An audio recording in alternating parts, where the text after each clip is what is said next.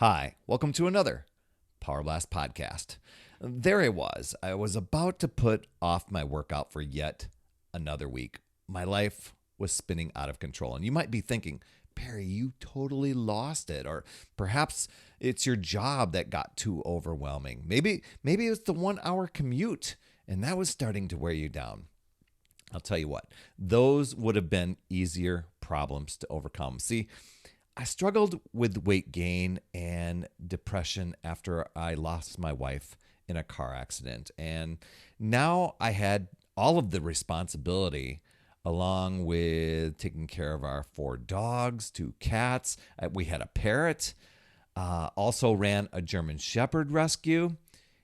And I was a full-time teacher and ran a video and web production company out of my own home.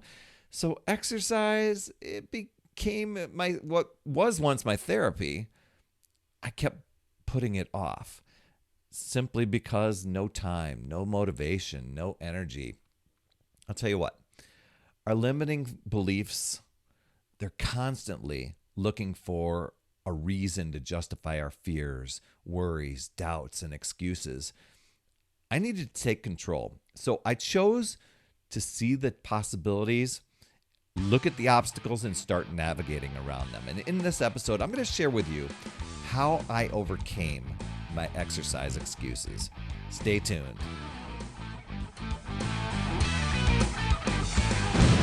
Hey there, my friend. Perry Tinsley here, creator of the Power Blast podcast, The Power of Possibility, Passion, and Purpose. And in this episode, I'm just going to brainstorm different excuses that I came along the way as I finally got started on my exercise journey and actually stuck with it, because I started over many, many times. So it's easy to say I got started, but I also stopped and quit a lot of times along the way. And there was a tipping point where I really started to look at each excuse I was doing or I was using and figuring out a way to navigate around them because they're really convenient to use, right? You probably have many yourself. So, but before I dig into those, I want to thank you for tuning in, whether this is the first time you've been on the Power Blast podcast or if you're a regular listener, I want to thank you for being here. And if you're in your podcast app, please be sure to drop in, leave an honest rating and review. That helps others discover the show. And if you're over on YouTube catching the video version, I always wave at you when I do that. Just be an awesome friend. Smash the subscribe button and the notification bell so you get those alerts each time a new show drops. And it'd be super crazy awesome if you hit the like button for this episode and dropped in a comment or two, maybe your top takeaways, or ask a question. I do go in and respond to those. So you absolutely rock, my friend. So excuses for not exercising. Lots of us use them. I mean, I bet you have many, or maybe you once did and you figure out a way around them. Maybe some of these things I share with you today will you'll be able to relate to. I'll tell you what, they held me back for so long, for so many years. And sometimes they still like to challenge me, of course, different aspects of life, but exercise in particular. I've got it more on not autopilot, but more systematic, I guess I should say, in the way I approach things now. But it wasn't always that way. So I'm going to share with you just some top ones that I faced head on that I think you'll be able to relate to. And I want to share with you how I overcame them. You may have a different process, a different way to do it, but I'm going to talk about no time, not taking any responsibility, no real solid reason for wanting to get in shape other than to lose weight, maybe my beer gut. I faced injury. So I had a bad ankle, bad wrist, bad shoulders, sore knees, no motivation, no strategy whatsoever, no place to work out, no equipment, no energy, the fear of failing over and over again, the fear of sticking with it is one, the fear of challenging myself to take things to another level was a huge one. And I got rid of the temporary, fixed, locked-in diet mentality and I'll share that with you in a bit. Broke through the negative thinking and the negative self-talk. And probably a few others that come to mind. So, we face these all the time, various aspects of our life. I'm going to talk about health and fitness, mainly exercise today, but I'm sure a lot of these things you will be able to relate to, whether it's your career, whether it's relationships, family, finance stuff, whatever. And while some of my solutions may sound ridiculously simple to you, and you might find it really easy to just dismiss it. Oh, that would never work for me. God, that's too crazy simple. I assure you, there's powerful nuggets in what I'm going to share. And when you gain power over the very things that are getting in your way, that can be so freeing and liberating. Okay, so let's talk about no time. Man, that's such a knee-jerk reaction. We live in this world of, I'm just so busy, I got no time. And we do our best to live up to that story. We all have the same 24 hours, but when it's your time, well, that just goes out the window to everything else. Those other people, they can find time, but not me. So my solution was I need to get real with it. And I just said, you know what? Let's look for a pocket of time when you can do this. And I started looking at my day, my typical ritual. Now, I didn't write it down, but I looked at what was my typical routine. And I said, you know what? I got this hour drive. I usually get home and I chill out for a little bit. And I'm hoping to get some motivation along the way. I'm just going to get some energy. And I found that I would get into social media. I would get into emails. I'd get into a computer project. I just basically sat down. And a trainer of mine that I'm working with right now, this really hit home for me. He said, sitting is the new smoking. Because we sit so much, we have become unhealthy. And that was the big game changer for me. So here's how I changed it. I said, what if when you got home, you never sat down? So my routine was, and I built this in, and it took practice, but that's where I figured out my little excuse, and that's how I nipped it in the bud. I got home, I went in, we had a dog rescue, let the dogs out, and while they were out, I went and changed into my workout clothes, came back and let the dogs in, fed them, and went and hit my workout right away. Even after an hour commute where I could get lulled into just such a comfort zone, I took that pocket of time where I was falling into an unhealthy, tired zone and said, what if I used that little magical moment? That was it. Now my routine's different now, but that was the one. That was the big game changer for me. So I know a lot of people are saying, man, I'm so tired after a long work day. That could be the very thing that you do because you're wanting to get home and chill out after your long work day. What if you didn't chill out and you just used 15, 20, 30 minutes of that time of your chill out time, got in some exercise? It probably will increase your energy, increase your strength, and the rest of the evening is a little more energetic and not so absorbed into the couch. Next one's no responsibility. I changed that. I had to take ownership of where I was at. I was wanting to find quick fixes. I was wanting to look for other solutions, a magic pills, so to speak. And I needed to step back and say, you know what? You got out of shape by doing unhealthy habits yourself. What if you owned it and you started getting into shape by doing healthy habits yourself? If you can get out of shape, you can get into shape. Will it happen overnight? No. Be realistic with yourself. But that was it. When I took responsibility, drew the line, said, I own it. I'm going to be humbled. I'm going to be sore. I'm not going to like turning things around. But I'm going to tell you what, I didn't like where I was at anyway. So if I was going to just not like something, well, it might as well be toward the healthier side of stuff. That was it. Took responsibility. My next one was I had no real solid reason to get in shape. The reason I was starting to exercise was basically I was really frustrated with myself. I was not happy with my energy, how I felt, that I'd let myself go for so long. and I was starting to be kind of a downer. But I didn't have that deep reason why I wanted to get in shape. It was just to lose the guts and to possibly have a little more energy. Sounded appealing, but I don't know that that was going to just necessarily pull me. And so when I step back and I'm like, you know what? I've got so many people, family members that are dealing with the symptoms and the fallout of being overweight and having diabetes and having problems with hearts and stuff like that. I am on that path. It's part of taking responsibility too and owning it. I don't want to go down that path. I want to be there for my family. I want to be there for my wife. I want to be there for others. I want to set an example. And I probably didn't have I want to set an example right away, but I had, I started digging deeper into my why as I was going. So that was a big one. And some of these things, as I'm sharing, it wasn't like I took every excuse and said, here's how I'm going to tick it off the list. These things came up along the way.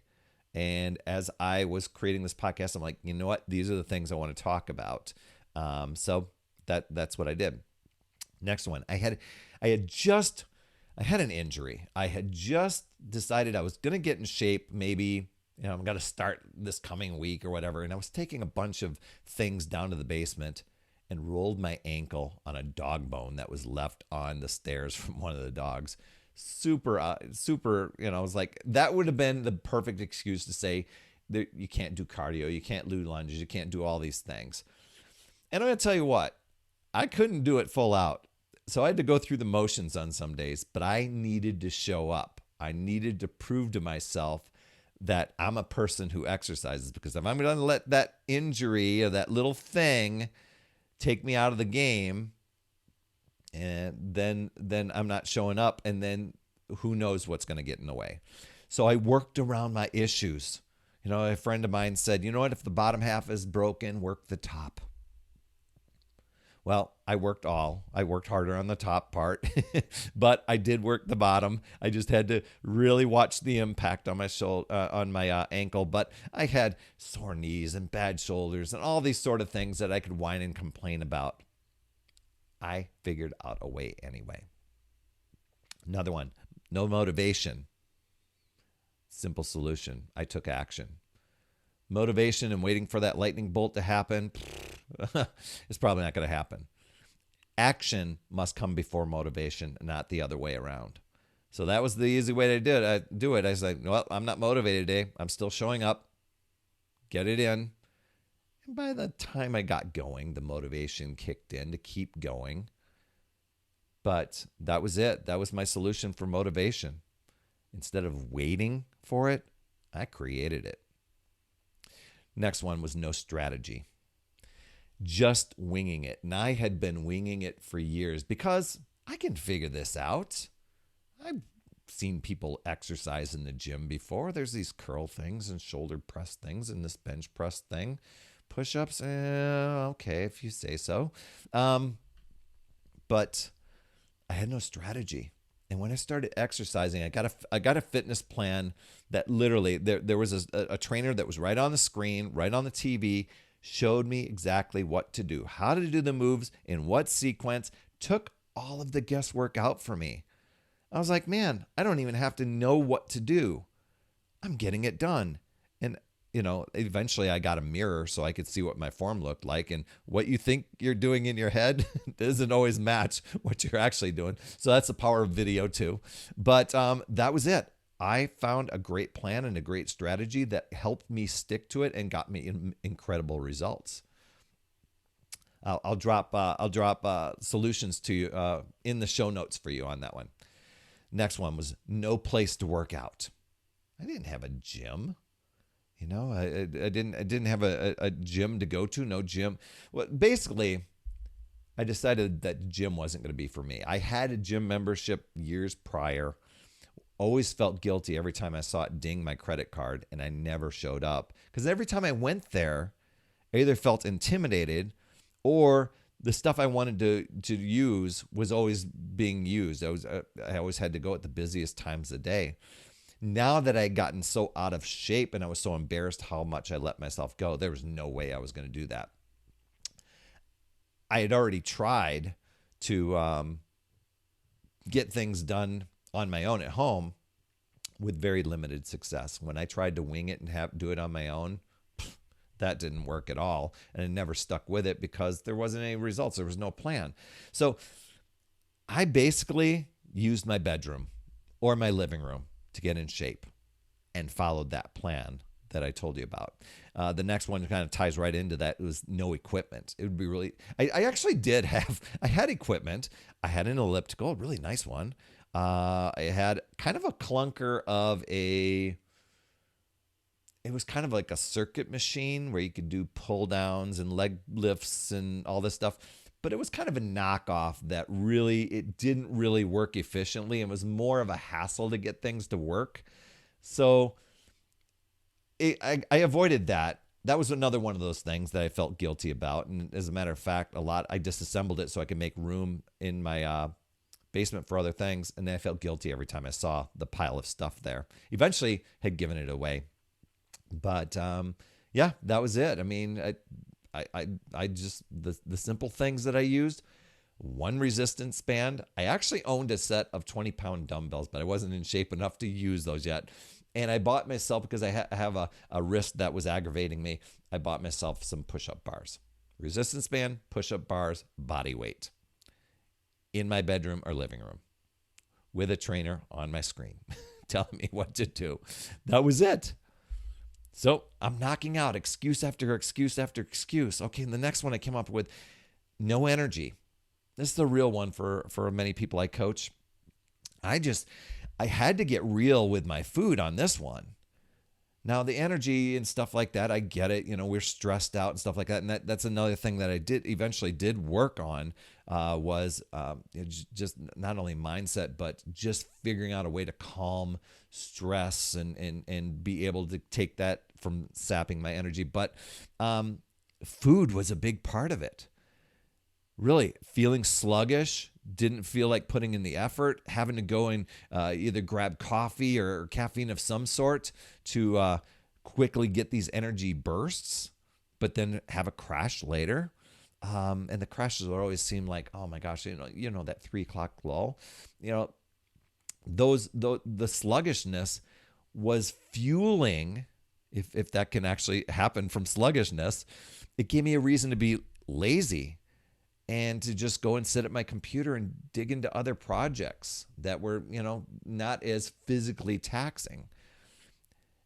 Seriously, moving and walking, so my wife Terry would say, hey, you want to go for a hike in the woods? I'd be like, oh man, I don't want to put forth the effort and energy of doing that. And I kind of get this little whiny thing. I'd feel great after I got going, but just the thought of doing it was such an inconvenience.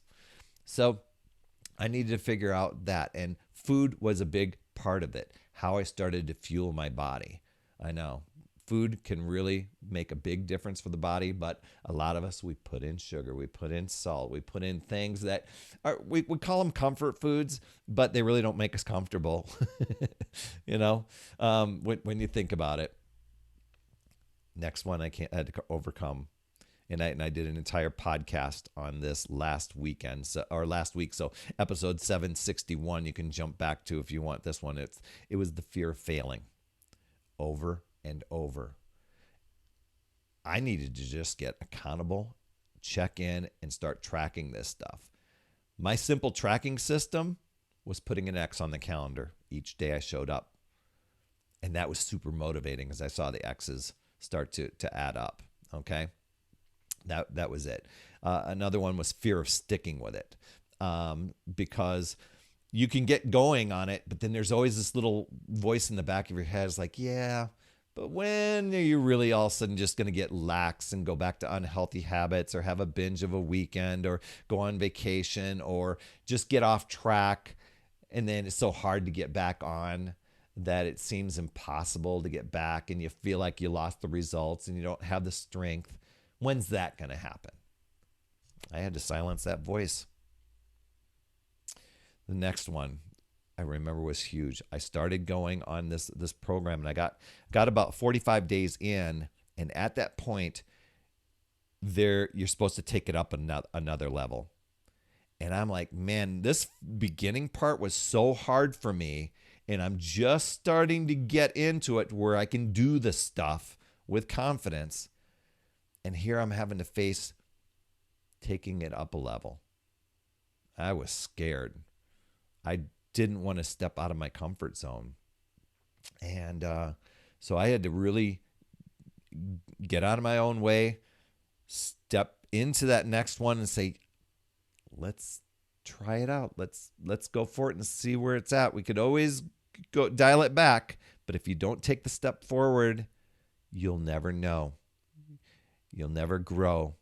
You'll never gain those opportunities and the way that doors open for you when you step on that other side of fear, the unknown. And so I learned to invest in myself more, whether that was more effort in my exercise, more time, more money to invest in something that I wanted to take things to new levels, because man, things were happening for me. New opportunities were coming along as a result of these decisions to overcome the excuses and the barriers. And I'm like, wow, I didn't have a clue back when I was in my own little bubble there. Another big one. I got rid of this, I call it diet thinking. And it's not meaning like a food diet. It's this thinking of, for example, let's take diet for instance. When somebody goes on a diet, they're usually on it for a little bit of time or some amount of time.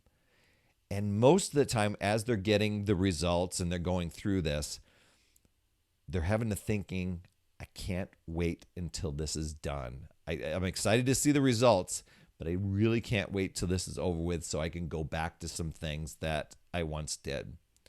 And most of the time for people, it's going back to unhealthy habits, either unhealthy behaviors or unhealthy eating or unhealthy food, whatever it is. And so I needed to get rid of that and start thinking.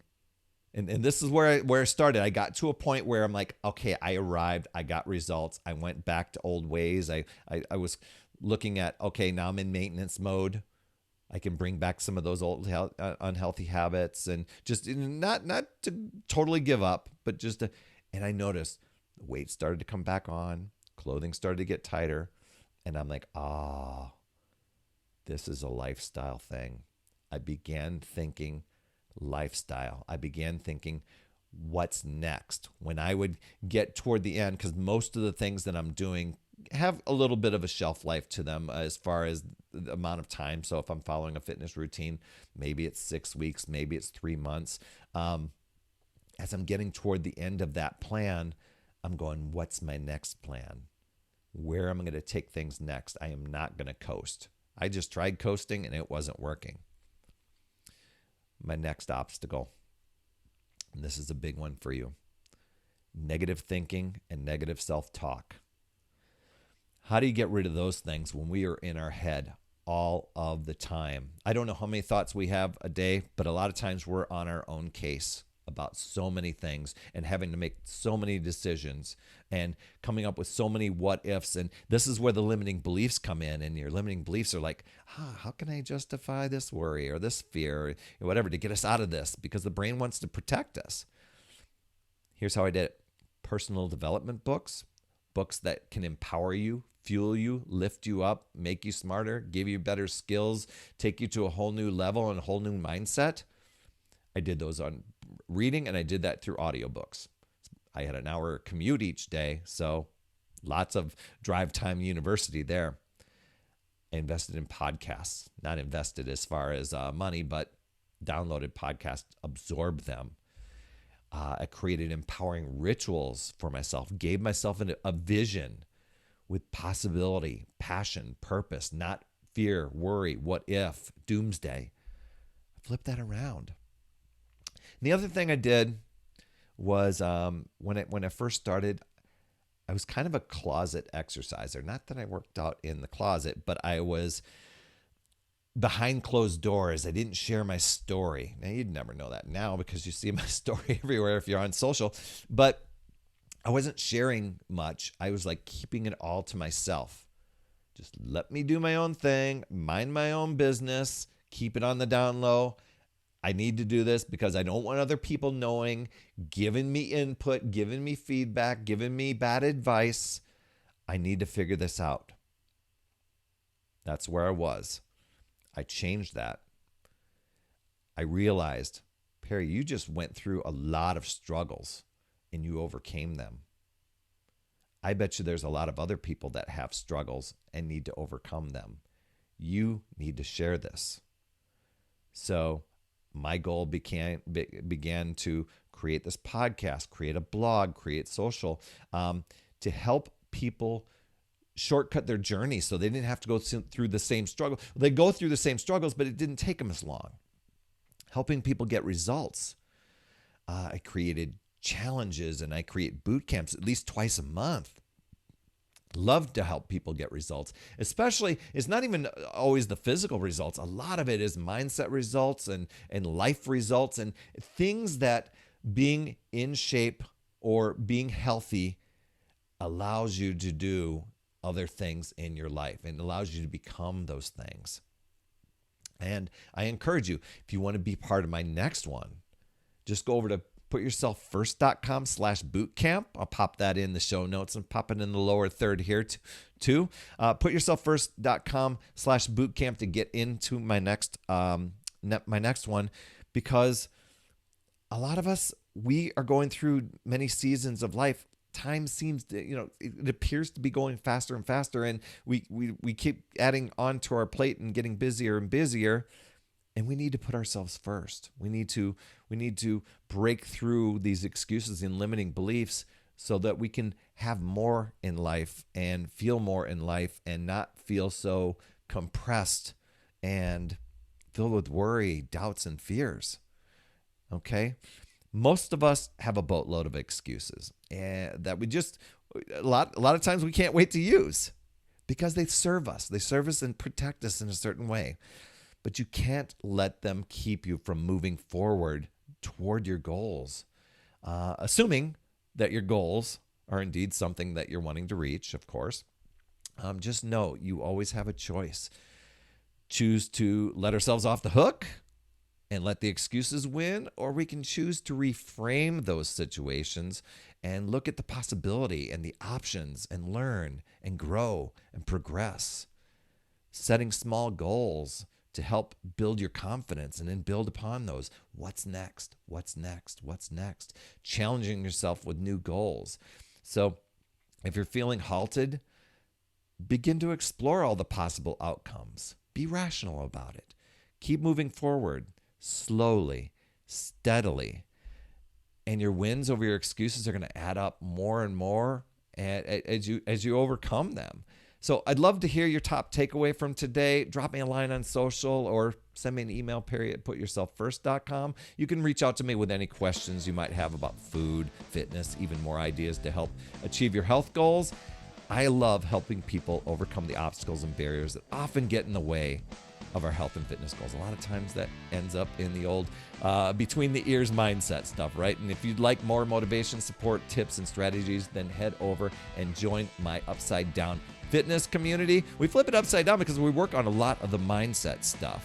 That's why we call it Upside Down. We work it on the inside first. We're a fun group of people striving to make healthier habits of life.